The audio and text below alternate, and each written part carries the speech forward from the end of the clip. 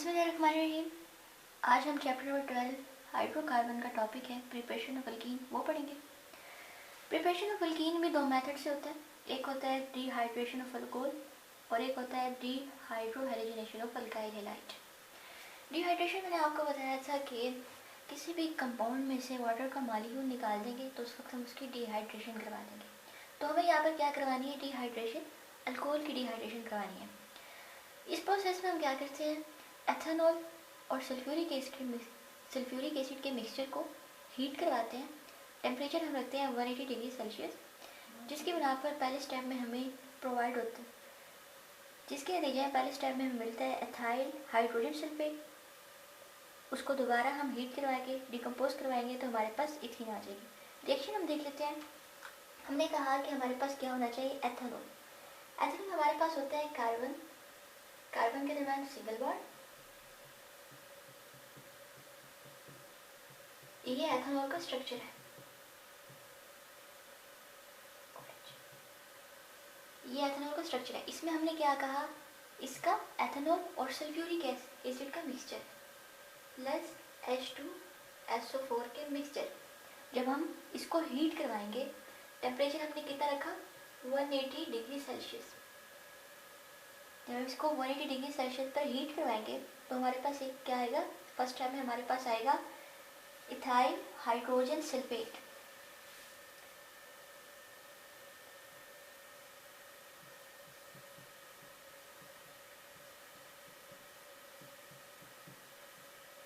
Ethyl hydrogen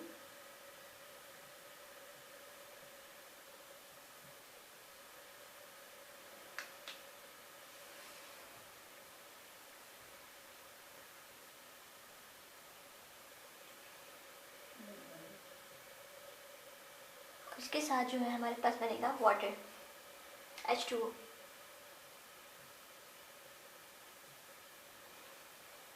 इस structure को हम कहते हैं एथेनॉल। ये सल्फ्यूरिक एसिड है। हमने इस प्रोसेस में क्या करना था? एथेनॉल और सल्फ्यूरिक एसिड के मिक्सचर को हीट करवाना था 180 डिग्री सेल्सियस के टेम्परेचर पे। उसके नतीजे में हमारे पास क्या बनेगा? इथाइल। इस पूरे ग्रुप को हम कहते हैं इथाइल CH2H5, इसे इथाइल कहते हैं। इथाइल हाइड्रोजन सल्फेट SO4 जो होता है उसको हम सल्फेट कहते हैं, और साथ में वाटर। अब इस प्रोडक्ट को, इथाइल हाइड्रोजन सल्फेट को दोबारा हीट करवाएंगे, दोबारा डिकम्पोज करवाएंगे तो हमारे पास रिएक्शन आएगा, वो कुछ यूँ होगा। ये रिएक्शन हम दोबारा यहीं पे लिख लेते हैं स्ट्रक्चर की सूरत में। स्ट्रक्चर की सूरत में आप इसे याद करेंगे तो आपसे वो आसानी से याद हो जाएगा। OSO3H। अब इसको दोबारा हम हीट करवा रहे हैं, तो इसके नतीजे में हमने क्या कहा था कि इसके नतीजे में क्या बनेगा? इथीन। इथीन का पहचान है कि कार्बन के दरम्यान क्या होना चाहिए? डबल बॉन्ड होना चाहिए। ठीक है, डबल बॉन्ड और एक हाइड्रोजन या और इस साथ में वाटर भी निकलेगा। दोबारा से हम रिपीट कर लेते हैं कि when we heat a mixture of ethanol and sulfuric acid at 180 degree Celsius temperature, in first step ethyl hydrogen sulfate is formed, which decompose on heating to produce ethene, which is collected over water.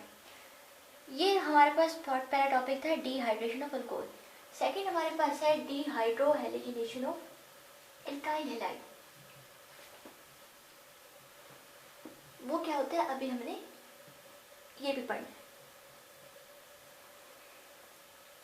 Dehydrohalogenation मैंने आपको बताया था कि क्या होता है कि किसी भी कंपाउंड में से एक हाइड्रोजन और एक हेलोजन का मॉलिक्यूल निकाल देंगे तो हम उसे कहेंगे कि हमने उसकी डिहाइड्रोहेलोजिनेशन करा दी है।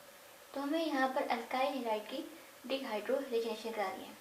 अब इस प्रोसेस में क्या होगा कि हम इथाइल ब्रोमाइड को अल्कोहलिक KOH के साथ हीट करवाएंगे, उसके नतीजे में हमारे पास इथीन आ जाएगी। रिएक्शन देख लेते हैं। रिएक्शन हमारे पास है इथाइल होता है कार्बन कार्बन के साथ सिंगल बॉन्ड, एक H, ये हमारे पास इथाइल है, CH2H5, ये इथाइल है। तो हमने इथाइल ब्रोमाइड को अल्कोहलिक KOH के साथ रिएक्ट कराना है, तो यहाँ पे हम Br का R लगा देंगे ब्रोमाइड, इसको हम KOH, इसके साथ हम अल्कोहलिक जरूर लिखेंगे। अगर आप ये अल्कोहलिक नहीं लिखेंगे तो ये पूरा रिएक्शन गलत हो जाएगा। अल्कोहलिक KOH के साथ जब हम इसे हीट करवाएंगे तो हमारे पास क्या आएगा, इथेन प्रोड्यूस हो जाएगा। कार्बन कार्बन के दरम्यान डबल बॉन्ड और साथ में क्या आ जाएगा हमारे पास, KBr and water, KBr and water. ठीक है, इसमें हमने क्या किया, on heating ethyl bromide with alcoholic KOH ethene is formed. ठीक है, इसमें हमने क्या किया कि एक्सचेंज कर दिया, H का ब्रोमाइन का जो है क्या किया हमने, एक H को इसके साथ रिएक्ट करा दिया और K को इसके साथ रिएक्ट करा दिया। मतलब कि हमने एक इथाइल ब्रोमाइड में से एक क्या किया, एक हेलोजन रिमूव करवाया और एक हाइड्रोजन। और ये क्या होता है, डी हाइड्रोजनेशन का मतलब यही होता है कि एक हाइड्रोजन रिमूव करवाना और एक हेलोजन रिमूव करवाना। तो यहाँ से हमने ब्रोमाइड भी हटा दिया और हमने एक हाइड्रोजन भी हटा दिया, फिर हमारे पास क्या आ गया, इथीन। ये थी एल्कीन की प्रिपरेशन। अब जो है हम उसकी केमिकल प्रॉपर्टीज पढ़ने के लिए जा रहे हैं कि उसकी केमिकल प्रॉपर्टीज क्या होती है।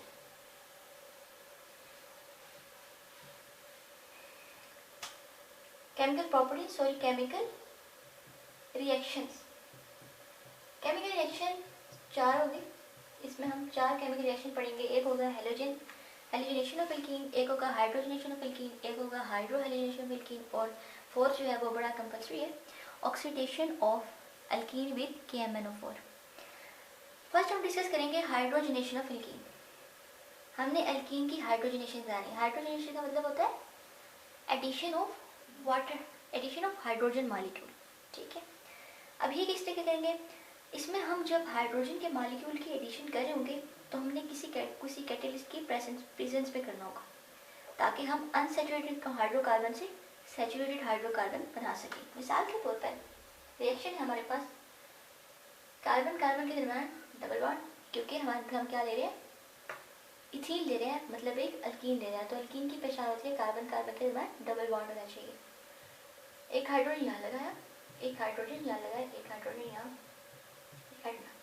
इसमें हम क्या करें, इसकी हाइड्रोजनेशन करा रहे हैं, मतलब कि वाटर का हाइड्रोजन का मॉलिक्यूल इसमें ऐड करा रहे हैं इन द प्रेजेंस ऑफ किसकी प्रेजेंस में, कैटेलिस्ट की प्रेजेंस में। और टेम्परेचर जो हम रखते हैं 250 डिग्री सेल्सियस से 300 डिग्री सेल्सियस में। तो इसके लिए हमारे पास क्या बनते हैं, इथेन सैचुरेटेड।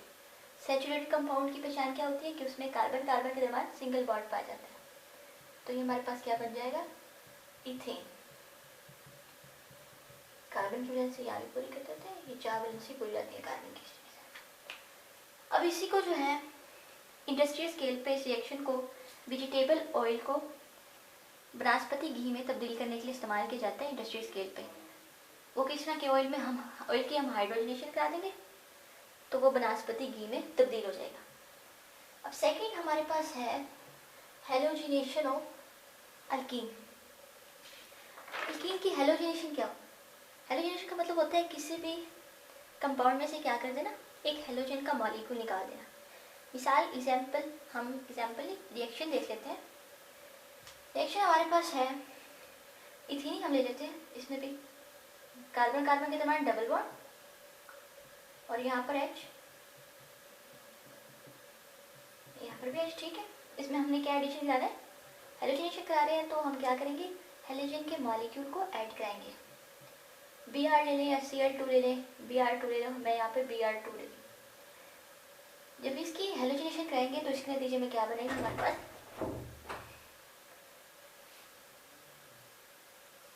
कार्बन कार्बन के दरम्यान सिंगल बॉन्ड आ जाएगा और ये 2 हेलोजन के ग्रुप लग जाएंगे। ठीक है, मतलब कि हमने क्या किया, इथीन की हमने हेलोजिनेशन कराई, Br2 हमने उसमें ऐड कराया, एक हेलोजन का मॉलिक्यूल ऐड कराया, तो उसके नतीजे में हमारे पास क्या बन गया, एक सैचुरेटेड हाइड्रोकार्बन बन गया। उसके बाद है हाइड्रो हेलोजिनेशन ऑफ एल्कीन। ये तीसरा है हमारा topic, hydro halogenation of alkene. इसमें हम क्या करेंगे, एक हम हाइड्रोजन का मॉलिक्यूल ऐड करें, एक हाइड्रोजन ऐड करवाएंगे और एक हेलोजन ऐड करवाएंगे एल्कीन में। रिएक्शन देख लेते हैं। यहाँ भी हम इथीन ही ले लेते हैं। इथीन क्योंकि फर्स्ट मेंबर है तो हम ज़्यादातर इसी को यूज़ कर लेते हैं। बाकी आप दूसरे मेंबर भी यूज़ कर सकते हैं, लेकिन क्योंकि इथीन फर्स्ट मेंबर होता है तो हम हर रिएक्शन में इसी को आगे लेके आते हैं। तो कार्बन कार्बन के दरम्यान डबल बॉन्ड, एक एच यहाँ, एक एच यहाँ, एक एच यहाँ और एक एच यहाँ। इसमें हम हाइड्रो हेलोजिनेशन करवानी है, तो मतलब एक हाइड्रोजन का एटम और एक हेलोजन इसमें ऐड कराना है। तो हम हाइड्रोजन हेलाइड उसे कहते हैं, HBr, इसको पूरा नाम इसको हम कहते हैं हाइड्रोजन हेलाइड, क्योंकि एक हाइड्रोजन है और एक हेलोजन है। जब ये इसके साथ रिएक्ट करेगा तो क्या हो जाएगा, हमारे पास सैचुरेटेड कंपाउंड आ जाएगा। सैचुरेटेड कह दें या फिर आप कह दें कि कार्बन कार्बन के दरम्यान सिंगल बॉन्ड आ जाएगा तो सैचुरेटेड हो जाएगा, ये भी ठीक है। सिंगल बॉन्ड आ जाएगा, एक एच यहाँ, एक एच यहाँ, एक एच यहाँ, एक एच यहाँ और इसका एक एच यहाँ और इसका Br यहाँ, कार्बन के 4 वैलेंसी कोई होगी। चौथा जो है वो है oxidation of alkene with KMnO4। ये बहुत कंपल्सरी है, ये लॉन्ग क्वेश्चन के लिहाज से भी बोर्ड में आ सकता है, तो इसको जो है बहुत अच्छे तरीके से आपने करना है। अब इसमें वो क्या कहते हैं, इसमें कहते हैं कि जो अल्कीन है ना, वो पोटाशियम परमैंगनेट का जो सोल्यूशन है उसको, उसके पिंक कलर को डीकलराइज कर देता है। किस तरीके से, क्योंकि डबल बॉन्ड इलेक्ट्रॉन जो है वो MnO4 आयन के साथ रिएक्ट कर जाते हैं, जो कि MnO2 बना देते हैं और उसके साथ इथीन ग्लाइकोल बना देते हैं। रिएक्शन देख लेते हैं। रिएक्शन हमारे पास यहाँ भी हम क्या लेंगे, इथीन ही लेंगे, कार्बन कार्बन के दरम्यान डबल बॉन्ड, कार्बन कार्बन के दरम्यान डबल बॉन्ड, H H। इसको हम किसके साथ रिएक्ट करवा रहे हैं, पोटाशियम परमैंगनेट प्लस MnO4 के साथ रिएक्ट करवा रहे हैं।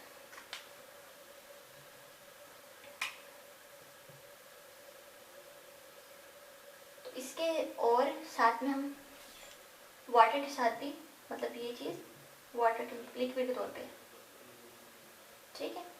अब इसके नतीजे में क्या बनेगा, इसके नतीजे में बनेगा हमारे पास कार्बन कार्बन के दौरान सिंगल बॉन्ड आ जाएगा, ठीक है।